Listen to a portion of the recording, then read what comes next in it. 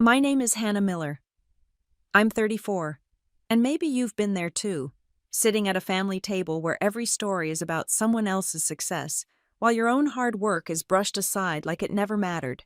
For years, my brother was the star. My parents' pride, and I was the one who laughed at the broken one, the quiet one, the disappointment. But that Christmas Eve in 2022, as snow fell outside my parents' glowing house, I carried a secret. They mocked me again louder than ever, not knowing the truth. What happens when the family that belittled you discovers you're no longer the weak one? Christmas Eve 2022. Snow came down heavy on the quiet streets of Oak Park just outside Chicago. My parents' house glowed like a postcard, twinkling lights wrapped around the porch, a tall tree brushing the ceiling gifts piled beneath it. I brushed the frost from my coat before stepping inside, whispering to myself, just a few hours. Then I can leave. The living room buzzed with voices. My father Richard sat in his leather chair, silver hair neat, but his eyes sharp like he still controlled every corner of this family. My mother Margaret drifted in and out with trays of cookies, smiling the way she always did when company was around. Daniel, my older brother, stood in the center of the room, a glass in hand, his Rolex flashing under the lights. His wife Susan perched beside him in a red dress while their kids darted around the tree shrieking with laughter. It should have felt warm. Instead, it made me feel like I'd walked into someone else's celebration. We took our seats around the long dining table. Candles flickered, plates gleamed, wine poured. Then Daniel rose, voice smooth and practiced. A toast, he announced. To a successful year. I just signed the deal for our Texas expansion. Susan here was promoted at her firm. He paused, letting pride hang in the air before turning to me. His smile widened. And my little sister, still in that tiny downtown office, right? At this rate, Hannah, you'll be broke forever. The table erupted in laughter. Richard nodded as if Daniel had said something wise. At least she's employed, he added. Not everyone can be ambitious. Margaret leaned over her hand, patting my shoulder with feigned tenderness. Sweetheart, don't be hard on yourself. Not everyone has Daniel's sharp mind. I forced a smile, but inside my chest burned. These roles had been rehearsed for years. Daniel the star, me, the disappointment. Tonight, though, there was one thing they didn't know. I wasn't the weak one anymore. Daniel wasn't done. He thrived in the spotlight. He bragged about their summer in Europe, then leaned towards Susan, his voice loud enough for everyone to hear. If Hannah saves for 3 years, maybe she can afford an economy ticket to Paris. Unless she's still busy paying rent on that broom closet office. The kids giggled, though they didn't understand. Laughter circled the table. I stared at my glass, swirling the red liquid slowly. Once those words would have cut me down. Now they reminded me of the nights I worked past midnight contracts spread across my desk. I wasn't broke. I just hadn't told them what I had built. The air thickened as Richard jumped in with one of his stories.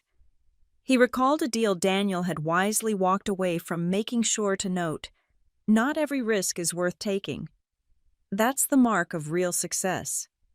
His eyes flicked toward me as he said it. I sat still, every jab absorbed in silence. They thought they were pressing me down. What they couldn't see was the ground shifting beneath their feet. Halfway through dinner, I reached into my bag and slid a small box toward Margaret. She unwrapped it, revealing a soft gray cashmere scarf. How thoughtful, she said politely. Then she lifted the Tiffany necklace Daniel had given her earlier. But look at this, Hannah. Isn't it stunning? The pendant sparkled under the light and the table oohed in admiration. I smiled calmly.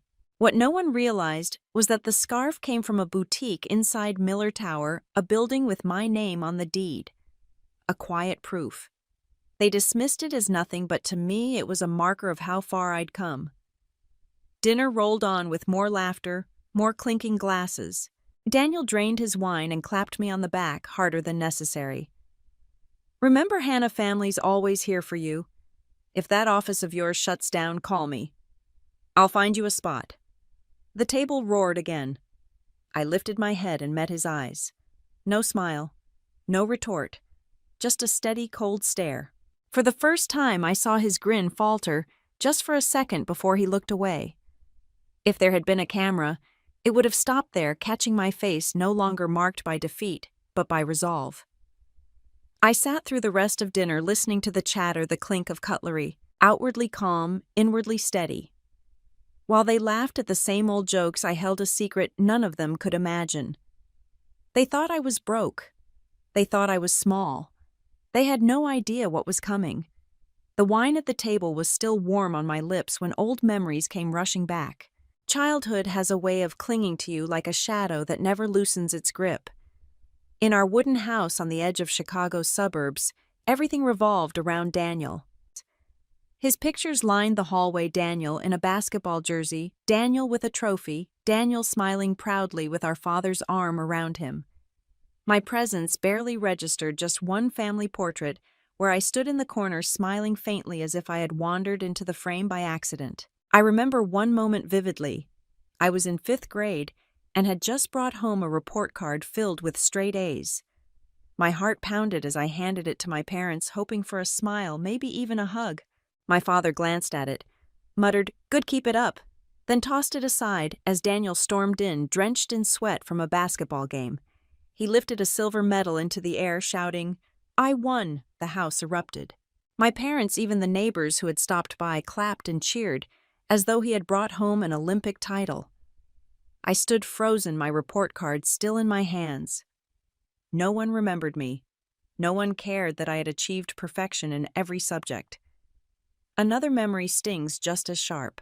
The school hosted a ceremony, and I was chosen to read an essay about my greatest dream. I practiced for days, standing in front of a mirror, whispering the words until I could recite them with my eyes closed. On stage, my voice shook, but I pushed through, pouring everything into those lines.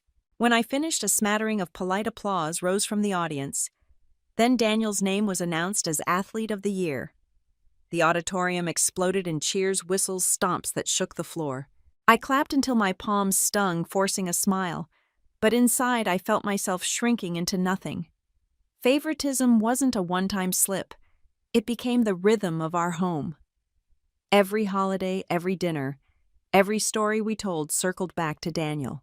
On my mother's birthday one year, I decided to give her something made with my own hands. I spent a week knitting a green scarf, each stitch tight and careful. My fingers blistered, but I pictured her smiling as she wrapped it around her neck. The night of the party, I handed her a small box. She opened it, eyes flickering with faint surprise.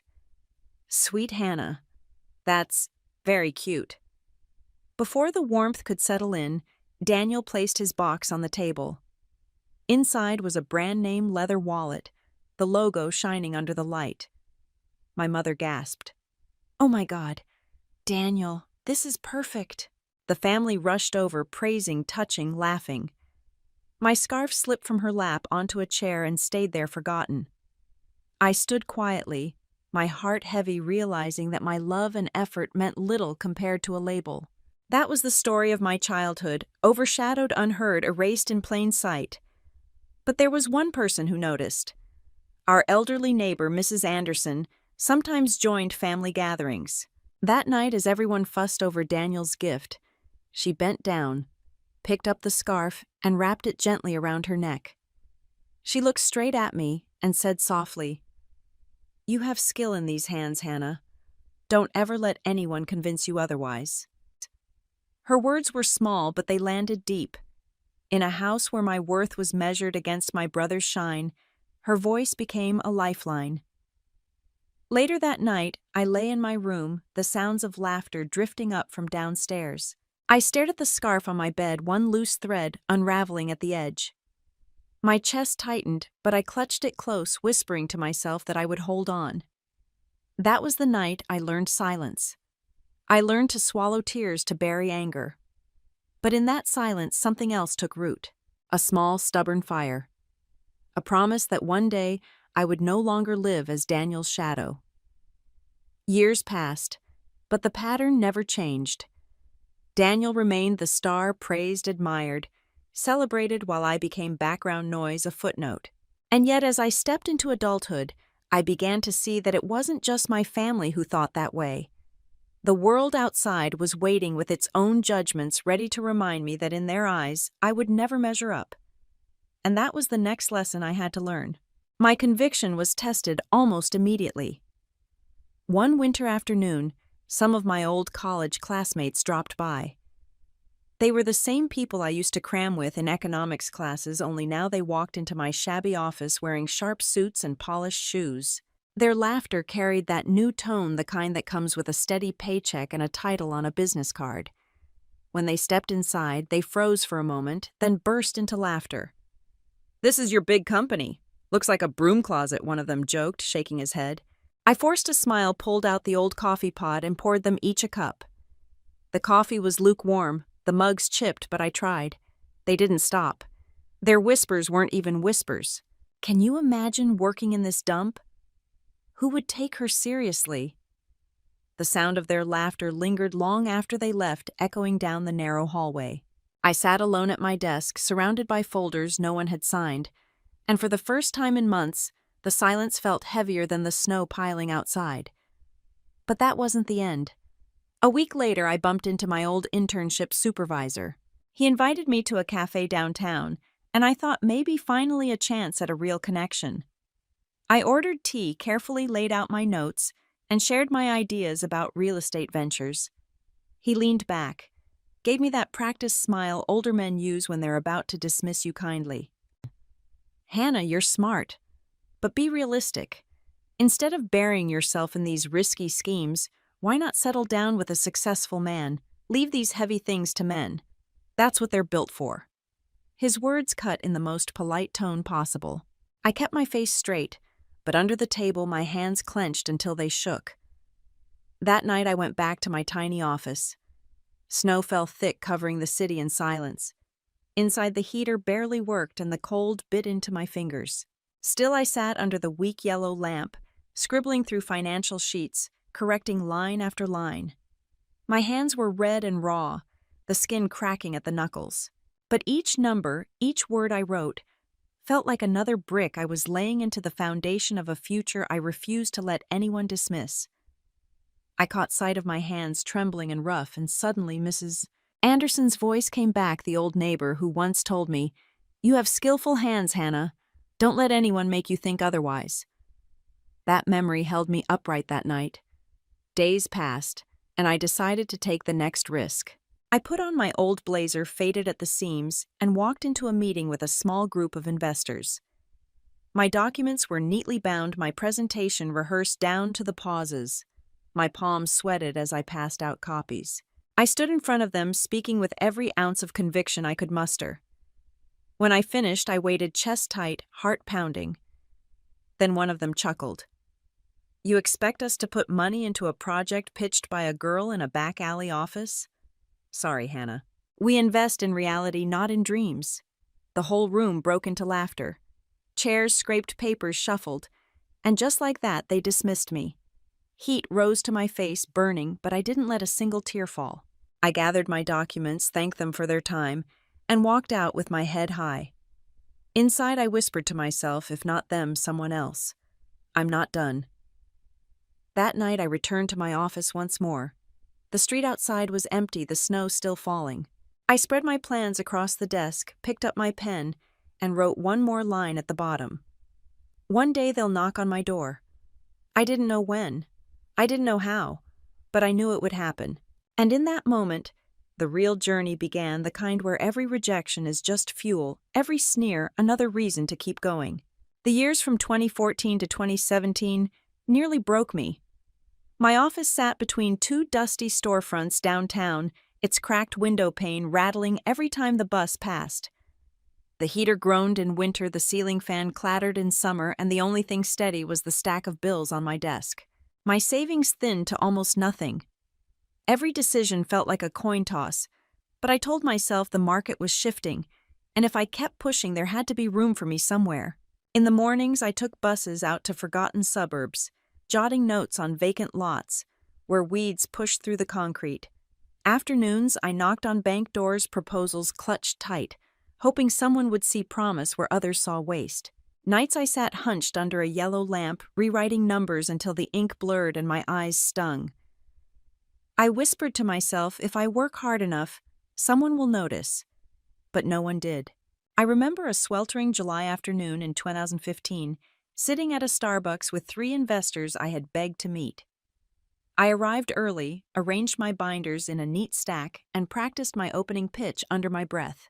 When they finally appeared, sharp suits, confident smiles, I stood straighter, willing myself to belong. 5 minutes in, one of them leaned back, his iced latte untouched, and waved me off. "Hannah, you sound passionate, but there's nothing here for us. You don't have backing. You don't have a big firm behind you. We can't gamble like you can." His friends nodded, already rising from their chairs. My binder lay unopened between us, its crisp pages untouched. I forced a smile, thanked them for their time, and watched them walk out into the sun. The empty chair across from me felt heavier than the whole room.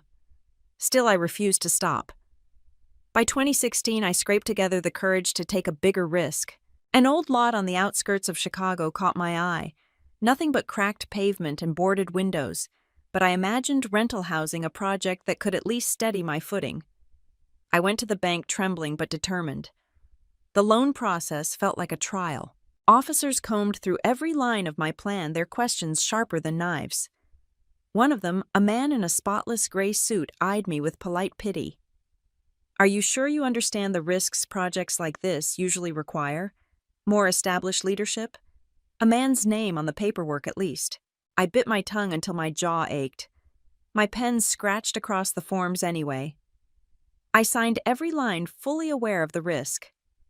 I thought better to try and fail than to stand still forever. And fail I did. The market-dipped tenants never came, and my projections collapsed like wet paper. Within a year, I had to sell the property at a loss. Each time I passed that empty lot afterward, it felt like walking by a grave one I had dug with my own hands. Not just for the project, but for a piece of myself. Still, the hardest part wasn't losing money. It was hearing what people said after. One evening, I sat in a cafe laptop, open adjusting numbers I already knew wouldn't save me. Behind me, voices rose in careless laughter. Familiar ones. Old classmates, the kind who had walked straight from graduation into polished offices. "She's still on that real estate kick, 3 years and nothing to show for it. What a waste of a degree. She could have had a safe job like the rest of us." I froze, staring at my spreadsheet while their words cut into me sharper than they intended. My cheeks burned, but I didn't turn around. I didn't give them the satisfaction of seeing me break. That night back in my office, the silence wrapped tight around me. Papers lay scattered across the desk, projects that never came to life. I sank into my chair, placed the failed proposal in front of me, and for the first time in years I cried. The tears came heavy. Not just for the rejections, but for the loneliness, the endless cycle of proving myself only to be dismissed. I cried until the sound of my sobs echoed in the small room, until the shame drained out of me. When the tears dried, I sat upright again. My eyes burned, but my voice was steady as I whispered into the emptiness, "I'm not done." And something shifted. I realized I had been chasing the same polished opportunities everyone else wanted. The obvious projects already claimed by bigger names, the shiny deals that bankers could show off at cocktail parties. Of course, no one took me seriously. I was playing their game on their turf. So I decided to change the rules. Instead of chasing the spotlight, I would search in the shadows. I would look for cracks others dismissed, scraps too small for the giants to bother with. If one door slammed shut, I'd find a side door. And if no door existed, I'd build one. That resolve carried me into the next year. And then, almost like the city was answering me, an opportunity appeared. Chicago announced a new train line expansion, including a small station in a neglected neighborhood. Buried in the article was a detail no one cared about, but I saw it, circled it in red. Near the planned station sat a forgotten strip of land half the size of a basketball court. Nobody wanted it. To me, it glowed like a spark waiting for air. I didn't know it yet, but that tiny lot would become my first real turning point. The moment I stepped off the beaten path and onto my own. The moment every no I had swallowed would finally turn into a yes. In 2018, Chicago announced plans to expand the train line. I remember reading the article in the morning paper, scanning past the big headlines. Until one small detail made me stop. A new station was going to be built in an overlooked neighborhood on the city's edge. The next morning, I drove out there. The streets were cracked storefronts boarded up, and the houses leaned like tired shoulders. People walked quickly through eyes down as if nothing about that place was worth their time. But where they saw decay, I saw possibility. At the corner, just 2 minutes from where the station would stand, I found a narrow lot. Half the size of a basketball court, nothing impressive. Its owners, an elderly couple, had been trying to sell it for years. No one wanted it. I sat at their worn kitchen table, sipping the tea they offered, listening to their stories of struggle and disappointment. Their voices carried the weight of time, but also a faint hope that someone someday would finally see value in what they had left behind. I didn't have much money. I had barely enough to cover my small office and basic expenses, but I knew I couldn't let it slip away. I scraped together every dollar I had, added a modest bank loan, and signed the papers. When word got out, my friends laughed. "Hannah, that lot is worthless. Who would even want to live near that station?" Their laughter rolled off my back, but inside I held on to a quiet determination. They had underestimated me before. This time I would prove them wrong. Construction wasn't smooth. From day one, I faced doubt. The contractor squinted at me, shaking his head. "A young woman running this. Do you even know what you're doing? The bank too barely trusted me." They released funds in small drips, forcing me to juggle schedules and beg for extensions. I spent hours on the phone negotiating every line item, every invoice. And when I wasn't on the phone, I was on site, standing in the cold, watching the bricks go up, making sure nothing was skipped. At night, I went home with dust in my hair, my coat heavy with the smell of cement. My body ached, but I wouldn't give in. Every time I remembered the mocking voices, friends, colleagues, even strangers, I pushed harder. Months later, the building stood finished. Modest but solid. 3 stories. A cafe on the ground floor with a handful of apartments above. Nothing that would make the news, but to me, it was monumental. The grand opening came on a rainy Saturday. I sat by the cafe window watching the water stream down the glass, terrified that no one would come. Hours passed, and I almost believed the voices that told me I had wasted my last chance. Then the door opened. A young couple, dripping wet from the storm, stepped inside. They ordered coffee, sat near the window, and began talking about the new station. "This place is perfect," the husband said, turning to me with a smile. "We work downtown. The train cuts the commute in half. And those apartments upstairs, can we see them?" My hands trembled as I handed them the lease. Their signatures glistened on the page like a promise. That night I cried again, but not from defeat. For the first time in years, I felt the weight of effort transform into something tangible.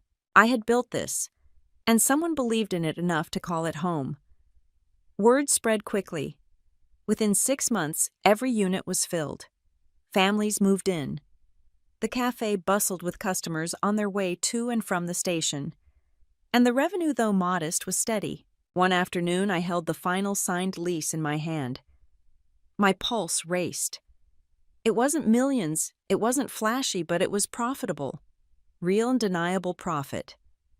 I sat in the cafe that evening, sipping a latte while the rain drummed softly outside. Around me, people laughed, cups clinked, conversations buzzed. The little building I had fought for was alive. Leaning back, I whispered to myself, "This is just the beginning." That small victory gave me more than money. It gave me proof that I wasn't chasing shadows. It gave me confidence. And with confidence came something even more powerful, the ability to stand tall in rooms where I had once felt invisible. At the next family gathering, when Daniel raised his glass to brag about another 6-figure deal, I no longer shrank into silence. For the first time, I knew I wasn't the joke in the room. I had my own story, one they hadn't even begun to imagine, and soon the tables would turn. The restaurant glowed with holiday warmth, chandeliers casting soft light over silver trays and crystal glasses. The air hummed with chatter and clinking forks, the sound of families gathered to celebrate. For us, it was another Miller gathering, which meant one thing: Daniel would shine, and the rest of us would orbit around him. I slipped quietly into my chair, already braced for the rhythm I knew by heart. Daniel stood first, holding up his wine glass. His smile was wide, his voice carried easily across the long table. To another successful year. Closed a 6-figure deal. Expansion in Texas. Not everyone can lead the way, but some of us were built for it. Applause scattered through the table. Aunts nodded proudly. Cousins leaned closer as though he were a celebrity. My father let out a booming laugh. My son, he said, his voice filling the room, always knows how to get ahead. My mother's eyes glistened with pride, her hand resting lightly on Daniel's sleeve. I speared a piece of pasta, chewing slowly, quietly. But the familiar heaviness I used to feel wasn't there. I thought of my tenants locking their doors at night, the cafe humming with life each morning. The quiet revenue that had started to flow into my accounts. They didn't know. Not yet. Daniel basked in the glow, his voice rolling through stories of negotiations and travel. His words painted himself as a hero in every boardroom. The laughter came easily, but I noticed how forced it sounded when it reached me. Then came the cue I had been waiting for. One cousin leaned in, smirking. And Hannah. Still in that little office, the table rippled with chuckles, the same joke repeated for years. Daniel leaned across, patting my shoulder. "My sister has patience," he said loud enough for the waiters to hear. "Dreams take time. But you know, not everyone can turn dreams into money." The sting was meant to land. It didn't. I lifted my glass, took a slow sip, and let my eyes drift toward the candles flickering along the table. In my mind, I saw the soft glow of my apartments, the murmur of families moving in the espresso machine whirring downstairs. Proof. They just didn't recognize it. I stayed quiet, and that silence unsettled Daniel more than a retort ever could. His smirk twitched, then stiffened. Then something unexpected broke the rhythm. Mark, my cousin, who worked in banking, cleared his throat. He wasn't one to speak much at dinners, which made his words land heavier. "Funny thing," he said casually. "People at the bank have been talking about a new rental building near the train expansion. Whoever bought that lot is smart. Very smart. They're about to make a fortune." The table shifted. For a heartbeat, no one moved. My fork slipped against the plate, the sound sharp in my ears. Daniel was quick to recover. He gave a little laugh, brushing it off. Must be some sharp guy. Definitely not the type still doodling in a back alley office. Laughter followed, but it was thinner this time, uncertain. A few glances flicked toward me, curious. Inside me, something tightened. They had just praised me without knowing it. Admired what I had built without giving me credit. My work, my risk, my victory hidden in plain sight. I didn't correct them. I didn't need to. The secret was kept inside. Dinner carried on, but I could feel the balance shift. Daniel's voice rose louder, almost too loud, as if he was trying to drown out the possibility that he wasn't the only story worth telling. My father laughed harder than usual, my mother chimed in with exaggerated warmth. Yet their eyes darted uneasy, as though they sensed an undercurrent they couldn't name. I let them fill the air. I sat steady, every bite of food measured, every sip of wine calm. For once I didn't shrink. When dessert came, the ritual of family photos followed. Daniel pulled my father close. My mother leaned into him, their smiles practiced. The photographer waved us together, and as always, Daniel pushed himself front and center. I stepped slightly back, half hidden in the frame. The flash went off. The laughter followed. But this time it didn't matter. I didn't need to fight for a place in that picture. I had my own now, a 3-story building, alive with voices, the deed signed in my name, the rent checks proving what they refused to see. As we filed out into the cold December night, the city lights shimmered across the glass windows around us. I pulled my coat tighter, the air sharp against my face. "This is only the prelude," I whispered to myself. "One day Daniel will walk into a place I built. And on that day his smile won't save him." The thought steadied me, heavier than wine, warmer than the coat on my shoulders. And soon, much sooner than I expected, that day would arrive. The leaves had just begun to fall in Chicago, painting the sidewalks in shades of amber and rust. It was autumn of 2020, and my life no longer looked like the joke my family had always painted it to be. The small building near the train station had turned into 3 fully rented properties. For the first time, money came in faster than it left. I had also hired someone I trusted, Mr. Whitaker, a seasoned attorney in his 60s. He had represented entrepreneurs far bigger than me, yet he treated my cases with the same precision. His voice was steady, his advice sharp. "Hannah," he told me once, "paper and ink hold more weight than any promise. Remember that." Those words stayed with me. One evening, without notice, my family showed up at the new apartment I had bought downtown. They called it a visit, but I knew better. They wanted to see what I had built, to measure it, to decide if it was real. I poured wine, set out a small spread of cheese and crackers. The moment felt civil for about 5 minutes. Then Daniel leaned forward, one elbow on the table, his eyes scanning every corner of the apartment. "Nice place," he said, voice dripping with doubt. "But are you sure you can hold on to it? Managing properties isn't just playing landlord. It takes skill." My father chuckled, swirling his glass. "Sweetheart, we've been around longer. Why don't you put our names on the documents too? That way everything stays safe. The families should trust each other." I stayed quiet, listening, my fingers resting lightly on the stem of my glass. On the surface, their tone sounded caring. Underneath it was possession, a claim to something that wasn't theirs. The pressure grew. Daniel puffed up, smiling like he was doing me a favor. "Look, we only want what's best for you. A woman running all this alone, risky." That was when I reached into my bag and pulled out a folder. Inside was a draft contract, something Whitaker had drawn up earlier just in case. I slid it across the table, my face calm. "If you're serious," I said softly, "why don't you sign?" Daniel laughed, pouring himself more wine. "This easy. Let me be the first." He grabbed the pen, scrawling his name in big letters across the bottom. My father followed, his grin wide. "My son is right. The family stands together." He signed too, without reading a single word. My mother clapped her hands, eyes shining like she had just witnessed something ceremonial. Inside, my pulse raced, but I didn't let it show. I lifted my glass, steady as stone. They thought they were claiming a piece of me. They had no idea they were signing away their chance at it.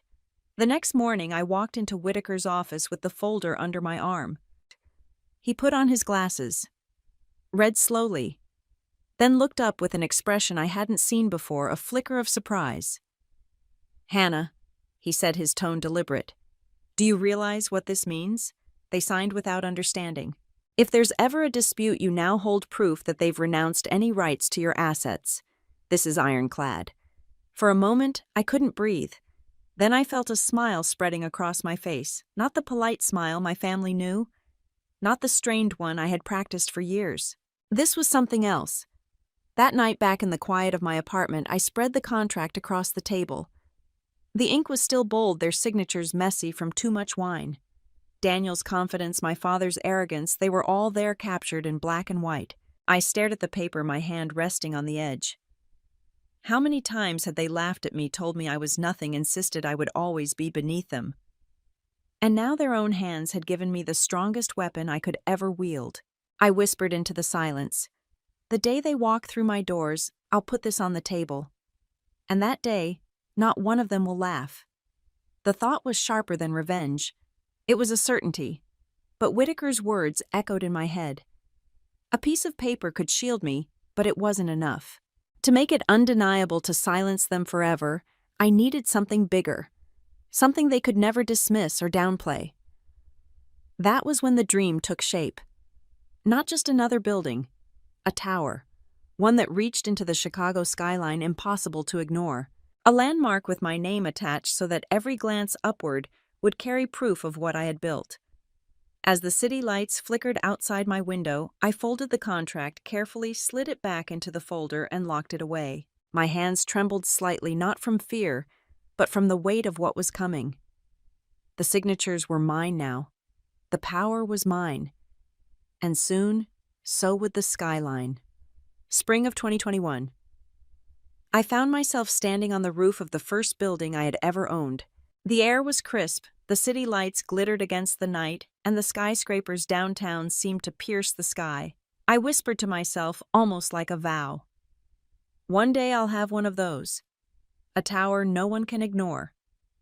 The idea came from a stretch of land by the Chicago River. It had been an abandoned factory for decades. Everyone else saw danger there: empty lots, rusting fences, broken windows.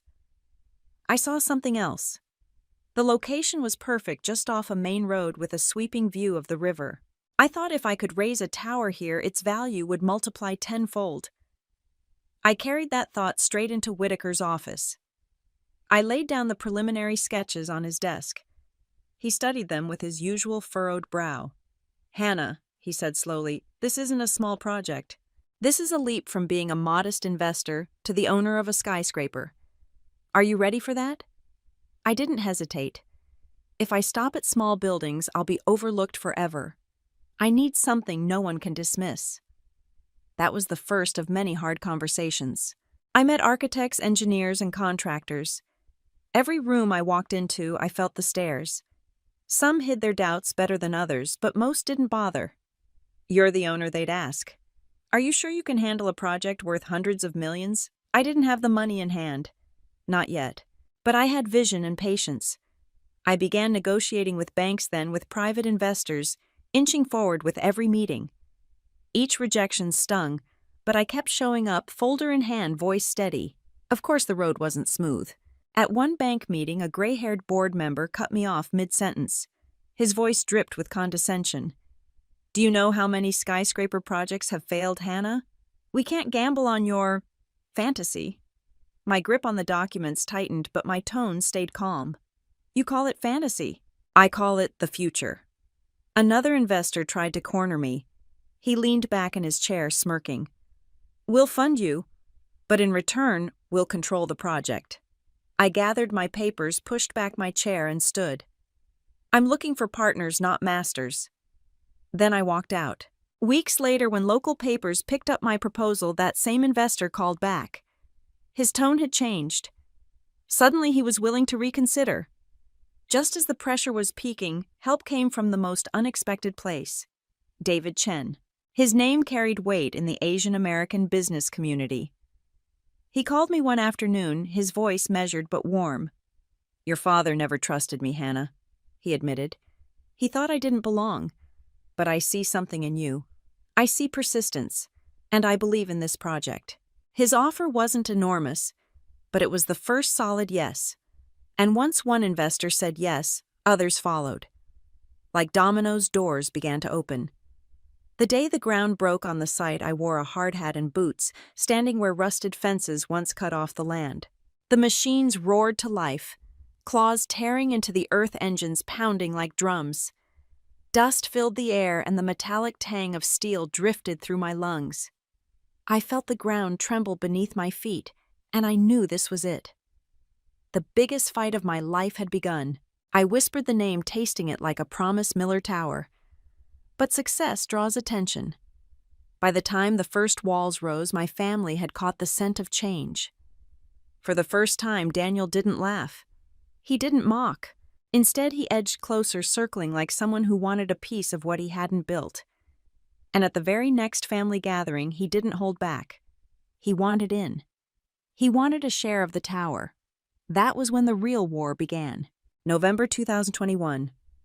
The Miller family gathered in our old wooden house on the edge of town. The table was set with a white cloth, roasted turkey bowls of mashed potatoes, and bottles of red wine. On the surface, it looked like tradition, but the air was sharp, almost brittle. I had barely taken my seat when Daniel leaned back in his chair, smirk tugging at his mouth. "So I hear you're building something downtown." "Miller Tower." "Right, sounds fancy." His tone was light, but his eyes measured every twitch of my face. My father waved a hand, chuckling. "That's good. Finally, our daughter shows she can carry the Miller name." I sliced into the turkey, slow and deliberate, saying nothing. But inside, my thoughts churned. They had ignored me for years.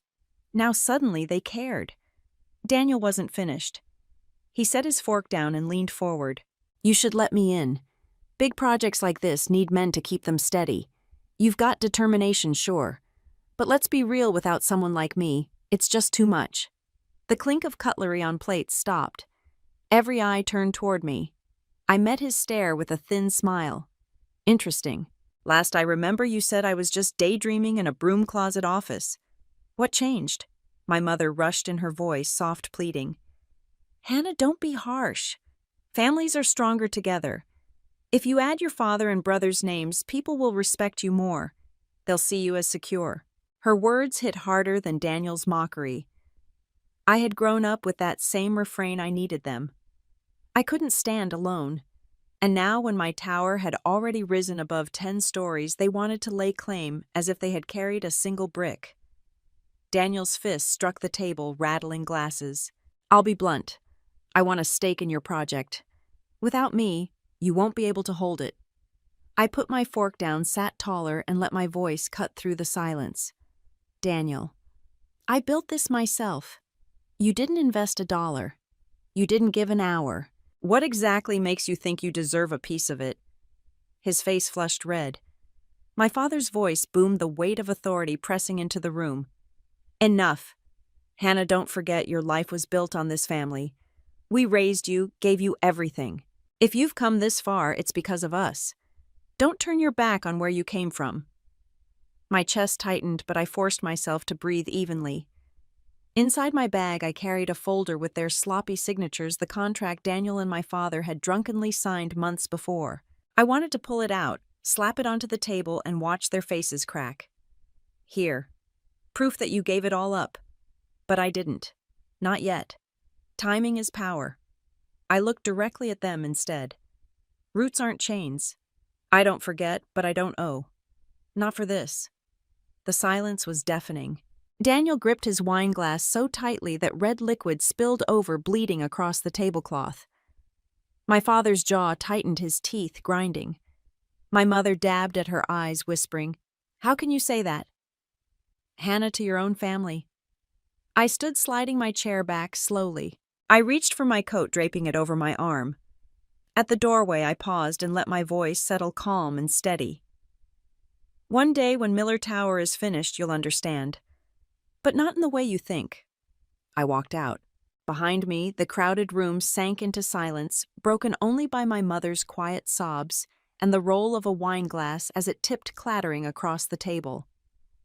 That night, as the cold November air hit my face, my phone buzzed. I answered, and Whitaker's deep voice filled the line. Hannah. I've reviewed the file. The signatures your father and brother gave, they sealed everything. Legally, they've relinquished all rights. You need to see this. I stopped in my tracks on the dark sidewalk, the weight of his words sinking in. For years, their laughter had been the cage around me. Now I held the key and the lock. It wasn't just a contract anymore. It was fire waiting for the right spark. And I knew exactly when I would use it. A week later, I arranged dinner. Nothing extravagant, just a quiet table in the penthouse I was renting while Miller Tower was still under construction. The invitation was short, family first. No flowers, no flourish. Just 3 words. I knew they would come not out of love, but because curiosity and ambition never let them miss a chance to measure me. That night, the doorbell rang right on time. Daniel walked in first, his blue suit polished until it shone. He wore that grin I knew too well, the one that said he thought he was already 3 steps ahead. My father followed, a red tie knotted perfectly, his stride heavy with authority. He had always carried himself like he owned the ground beneath his shoes. My mother came last, eyes darting across the room, scanning the furniture, the walls, the very air, as if searching for flaws she could point out later. We sat at the table. I poured the wine, laid out the food. On the surface, it looked like any other holiday dinner.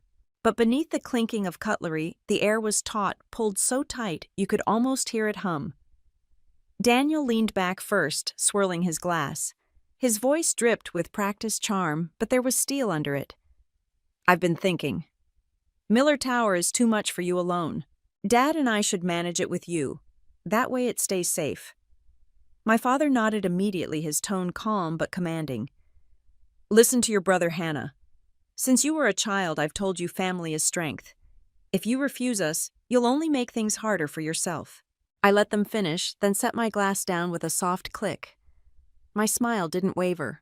Perfect. Because tonight, we're here to talk about paperwork, and I have something for you both. From under the table, I pulled out a folder and placed it down. Daniel snatched it without hesitation, smirking. Another contract. You think I don't know how to read? He flipped it open with a careless flick of his wrist. His smirk froze. My father leaned in. His eyes narrowed as he scanned the bold header waiver of rights and claims to assets. His gaze dropped lower and the lines around his mouth tightened. There, in black ink, were two sloppy signatures. Richard Miller, Daniel Miller. The room went silent. My mother's voice broke the stillness, trembling. What is this? I met their eyes, one by one, my voice steady. This is the contract you both signed at my apartment. You thought it was about sharing responsibility, but legally, you gave up every claim you had. It was notarized, filed, and kept safe. By me. The door opened just then, breaking the heavy silence. Whitaker stepped inside his black suit, crisp leather briefcase in hand. He gave a small nod as he walked to the table. I was asked to clarify. This isn't a trick. The contract is real. Certified, stored, and binding. Both of you signed away your rights. If there's ever a dispute, the court will rule in Hannah's favor. Daniel shot up from his chair, his face blotched red. That's a lie, I was drunk. I didn't know what I was signing. Whitaker didn't flinch. His voice was calm, almost indifferent. The law doesn't care about your state of mind. You signed. That makes it binding. My father's palm slammed against the table. The sound cracked through the room. Hannah, this is betrayal. A daughter should never turn against her family. I leaned forward, folding my hands. My tone was sharp, but I didn't raise my voice. No, Father. You betrayed me long before tonight. Every laugh at my expense, every dismissal when I tried, every time you made me smaller than Daniel. Tonight isn't betrayal. Tonight is justice. Tonight is the boundary you never believed I'd draw. The dam broke, Daniel shouted, throwing accusations, his voice cracking with rage. My mother sobbed into her hands, the sound sharp and raw. My father's face hardened into stone, his words dripping with threats. But I sat still. My body didn't shake. My voice didn't falter. I didn't shed a single tear. For the first time, I wasn't the girl shrinking in the corner.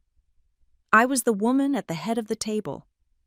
All those years they thought their laughter would break me, that their doubt would bury me. But tonight their own signatures betrayed them. The truth was in my hands, and it was mine to keep. When the dinner ended, it wasn't with hugs or holiday cheer. It ended with chairs, scraped back doors, slamming footsteps pounding down the hallway. They left in fury, their anger spilling into the cold November night. I stood at the window after they were gone. Outside Chicago glowed. The city kept moving, kept shining indifferent to the storm that had just blown through my apartment. Whitaker packed his briefcase quietly. Before he left, he said only one thing. You've drawn the line, Hannah. Now keep it. I nodded. The weight on my shoulders felt lighter, but I knew it wasn't over. They would not accept defeat easily. They never had. And I knew then the final reckoning wouldn't happen at a dinner table. It would happen in glass and steel in the tower they had dismissed as impossible. The night Miller Tower opened for Christmas, they would face the truth again, not on paper this time, but in the shadow of the skyscraper that carried my name. That would be the night no denial, no threats, no laughter could erase what I had built. December 2022. Miller Tower rose over the Chicago River like a crown of glass and steel. The city sparkled with holiday lights, but the tower itself seemed to outshine them, its windows reflecting every color of Christmas. To the world, it was a skyscraper. To me, it was proof that every insult, every dismissal, every night alone at my desk had led me here. I chose Christmas night on purpose. The invitations were plain white cards, black ink, nothing more. Dinner at the tower. 6 p.m., no details, no explanations. I didn't need to convince them. Curiosity and greed would do that for me. By 6 o'clock, the driveway glowed with headlights. Expensive cars pulled up one after another, tires crunching against the polished stone. Daniel stepped out first, his black suit tailored sharp, his smirk wide and practiced. His eyes swept over the tower, burning with envy he couldn't disguise. My father followed, upright and unshaken pride written into every step. My mother wore a deep red dress, her lips curved in a smile that almost looked warm almost. I waited in the lobby, standing tall against the marble and golden light. Daniel's eyes roamed the walls, the chandeliers, the polished floor. He chuckled, shaking his head. "Looks impressive, sis. But this tower? It's too big for you. Tonight, let's talk about sharing." I said nothing. I just lifted my hand and gestured to the elevator. Silence filled the ride up, broken only by the hum of cables. The city lights flickered behind us through the glass. For a split second, I saw something in Daniel's eyes. Hesitation, doubt, maybe even fear. The doors slid open. The penthouse spread out like a palace. Floor-to-ceiling glass revealed Chicago sparkling below the skyline, draped in Christmas lights. A long table gleamed with candles, crystal glasses catching their glow, silverware lined with precision. Daniel laughed, but it rang hollow. "So you rented this place for the night? Not bad?" I lifted my wine glass, tilting it so the light caught. My voice was calm even. "No, Daniel. I own it. Every inch. From the basement to the rooftop." The words landed like a blow. My father's brows furrowed deep lines cutting across his forehead. "Enough exaggeration, Hannah. A skyscraper isn't something a girl like you can hold." I set my glass down, the crystal touching the table with a quiet ring. Then I nodded. From the corner, Whitaker stepped forward. His silver hair glimmered in the candlelight, his suit sharp, his expression firm. He carried a folder and placed it gently on the table. Page after page unfolded deeds, ownership certificates, legal filings. My name inked clear and bold across every document. Daniel snatched the folder, eyes darting wildly across the papers. His face twisted, and with a snarl he flung it back onto the table. "This is fake. You expect us to believe you own all this. No, you'll share it. With us. We're family." My father rose from his chair, his voice booming across the penthouse. "Daughter, listen carefully. That tower will crush you under its own weight. If you're smart, you'll put my name on the papers. Let me protect it. That's how it should be." My mother clutched my hand suddenly, her touch trembling. Tears welled in her eyes. "Hannah, please. Don't fight us. Don't fight your family. Share it even a little. We'll stand with you." For a second, her grip tightened. For a second, I almost wanted to believe her. But then I remembered every laugh, every slight, every moment they dismissed me. Slowly, I pulled my hand away, holding her gaze. "I gave you chances. But you mocked me. You signed away your rights without even reading. Tonight makes it clear Miller Tower is mine, and mine alone." Daniel's face flushed crimson. His voice cracked as he roared. "You'll regret this. No one turns their back on their own blood." I met his eyes steady, my lips curving into the faintest smile. "I didn't turn my back. You did. Long ago when you left me in the shadows." His rage boiled over. He grabbed his wine glass and hurled it to the floor. It shattered against the marble shards, scattering like ice, the sound echoing through the vast room. My father's jaw locked, his fists curling at his sides. My mother sobbed openly now, her shoulders shaking, her cries cutting through the silence. I didn't flinch. Instead, I reached for the bottle, poured myself another glass, and lifted it slowly. The red liquid caught the candlelight smooth and steady. I raised it to my lips, calm, letting the silence press down heavy on them. This wasn't dinner anymore. It was a reckoning. Years of tension, of humiliation, of being dismissed, all of it collided in this room. For the first time in my life, I wasn't begging for a seat at their table. I was at the head of it. I held the tower. I held the proof, and nothing they said could take it away. Daniel's threats bounced against glass walls. My father's orders fell flat in the air. My mother's tears flowed, but they no longer swayed me. I had already walked through fire. I had already carried loneliness heavier than any tower. Nothing they threw at me tonight could undo what I had built. Outside, the city glittered like a promise. Inside, my family fractured in front of me. And I knew this wasn't just another argument. This was the end of the war. I had one step left. One last cut to sever the rope they kept tying around my neck. Tonight in the tower, they said I could never build, I would make that cut. As I looked across the table at their broken faces, I finally understood I was no longer the girl they could laugh at. I was no longer the shadow behind Daniel. I was free. The glass walls of the penthouse mirrored Chicago's Christmas lights like a sea of stars. From that height, the city looked alive, glowing in red and gold. But inside the room, everything was heavy, almost suffocating. My father sat rigid jaw locked tight. Daniel stood across from me, fists clenched, his face red with fury. My mother had collapsed into a chair, trembling, her sobs breaking the silence in uneven waves. I stood at the head of the table, my hand resting on the stem of a wineglass. My voice steady but cold cut through the tension. Tonight we told the truth. You didn't come for Christmas. You came for greed, and I was ready for the end. Daniel's voice exploded across the room. You think owning a building erased blood? You lost it, Hannah. We were family. The family had rights. I looked straight at him, holding his glare without blinking. Families lifted each other up. All you ever did was step on me to make yourself taller. Starting tonight, that ended. My father moved closer, his voice low, sharp like a knife. Do you think the law would protect you forever? When the family turned its back, you would have nothing. You would be alone. A quiet laugh slipped out of me. Not bitter, not mocking, just soft. I had been alone since I was a child, Father. The difference was now I wasn't afraid of it anymore. My mother's hands shook as she clutched at my sleeve. Her voice cracked. Hannah, please don't do this. I knew your father and brother hurt you, but blood was still blood. For me, just share a little, please. I looked down at her, my gaze softening for the briefest second. Then I pulled my arm free. Mother, I spent my childhood begging for your love.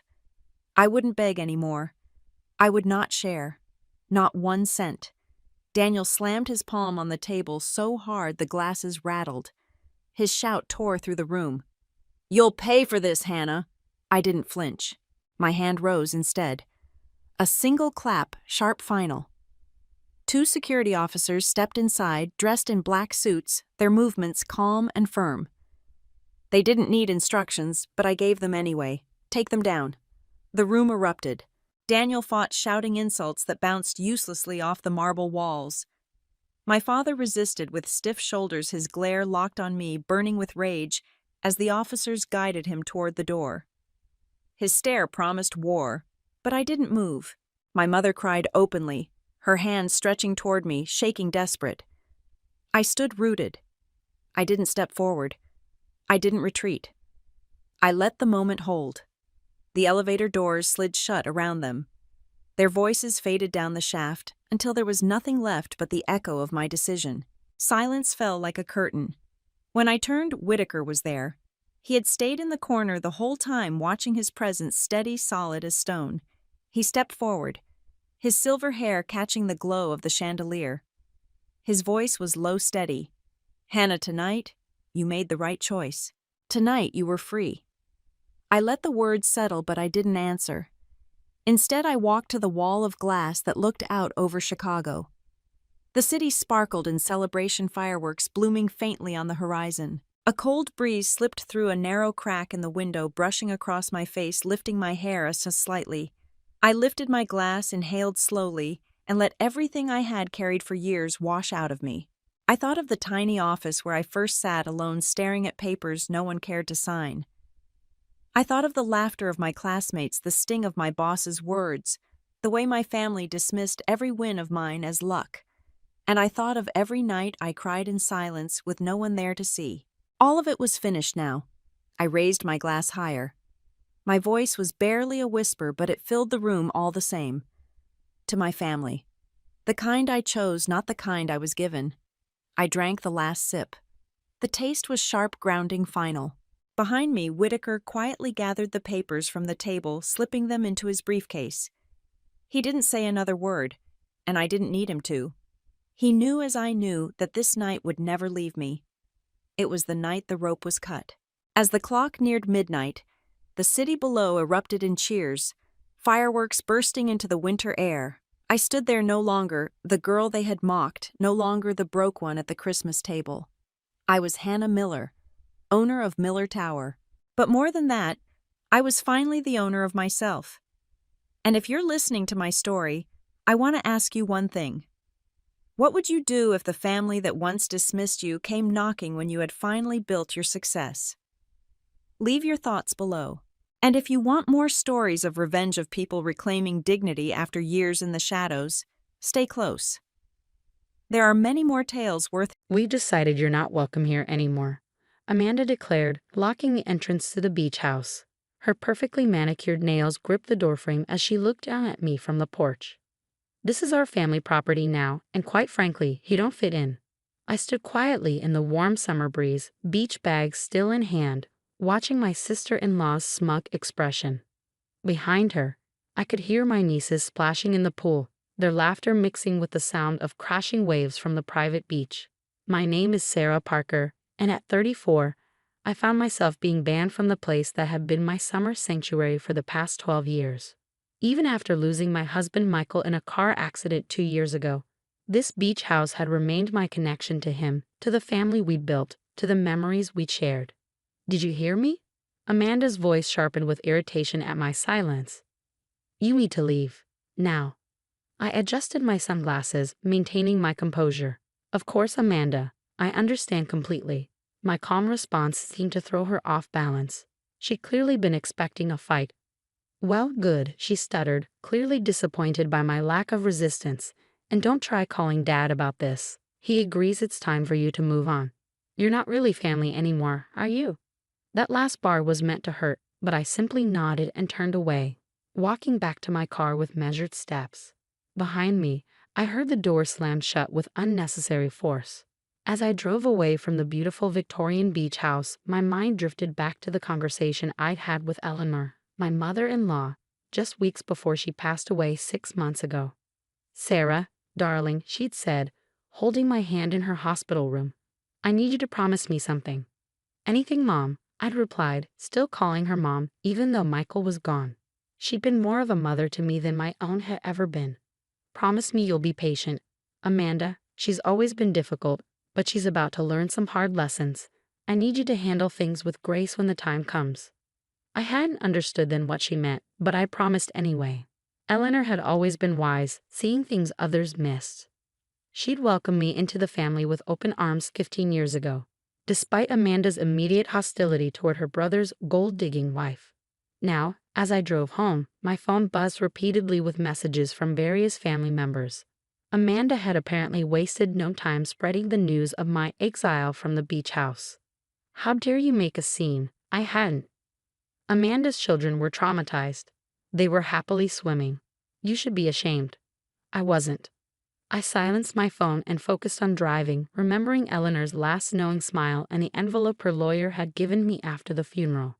The envelope I hadn't opened yet, following her explicit instructions to wait until Amanda makes her move.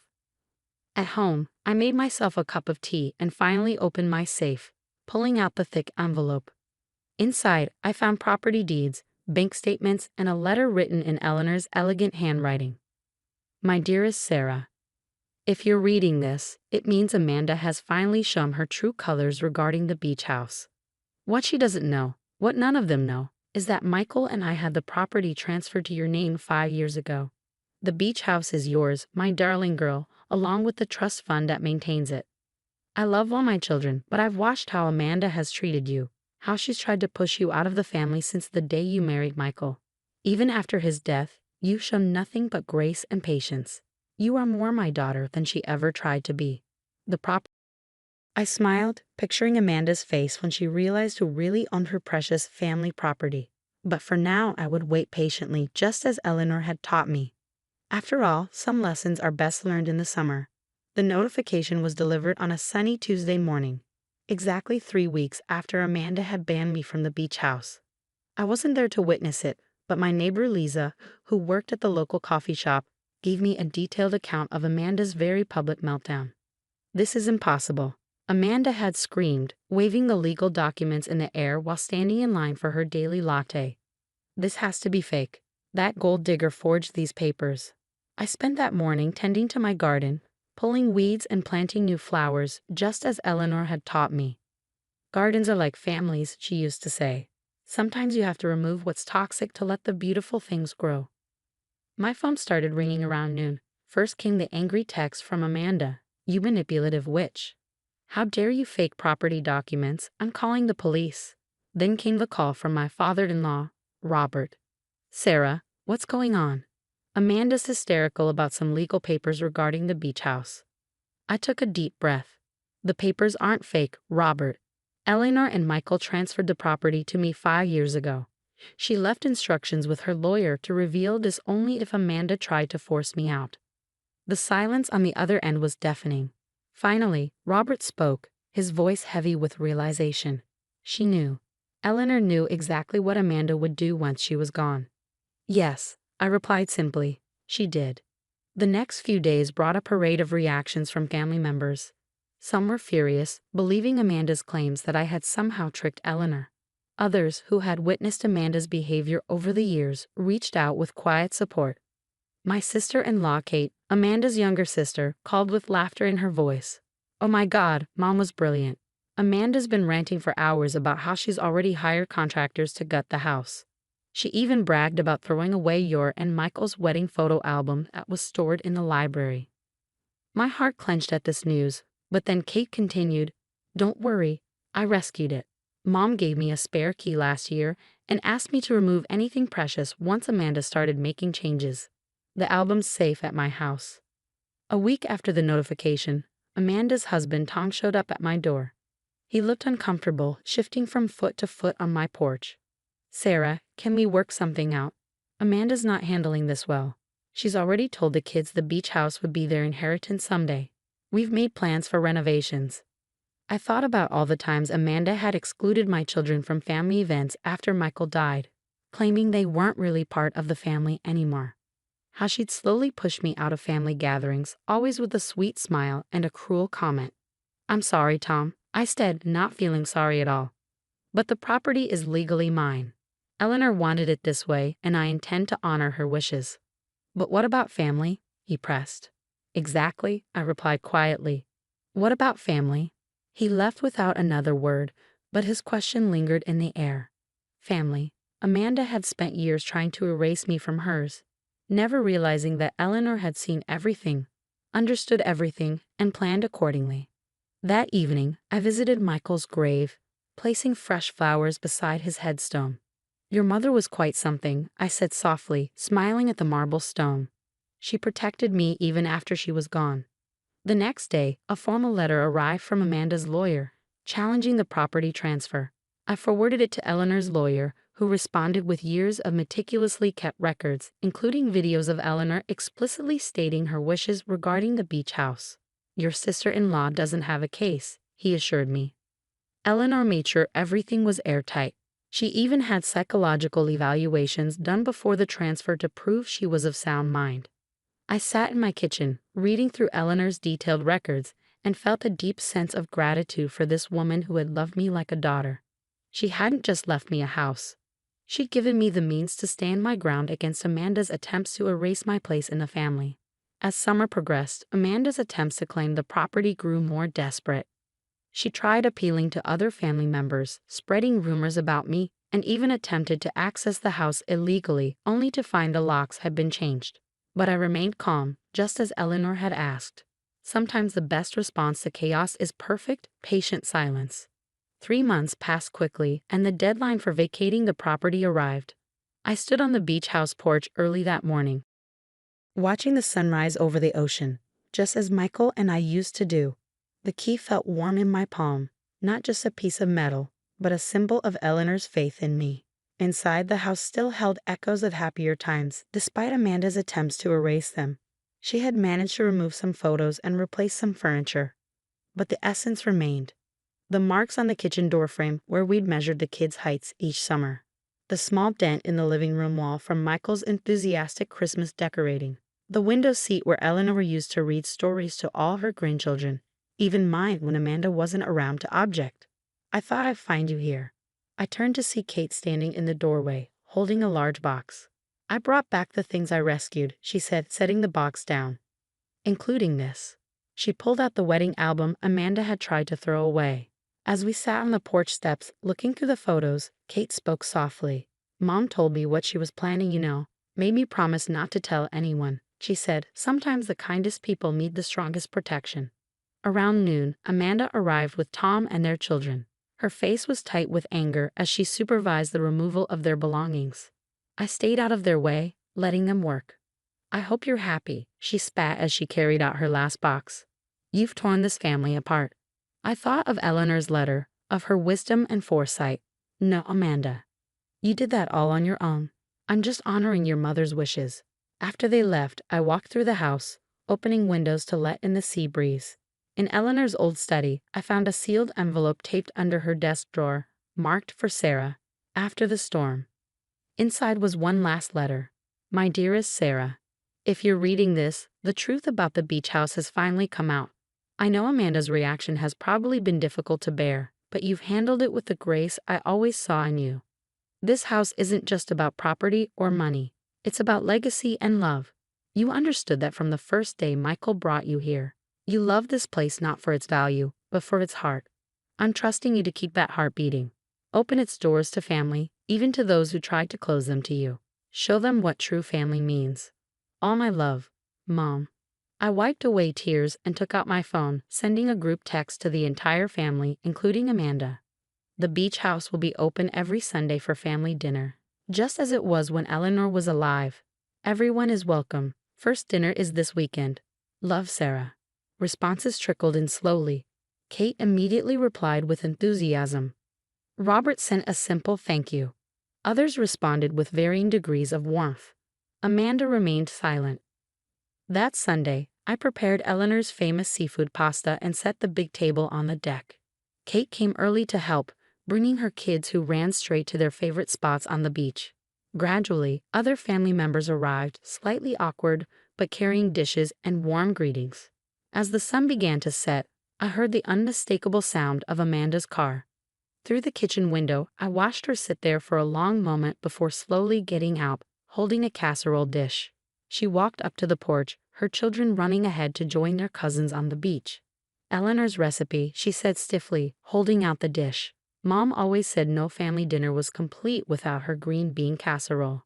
I took the dish, our eyes meeting briefly. She was right, I said softly. Thank you for coming, Amanda. It wasn't forgiveness, not yet.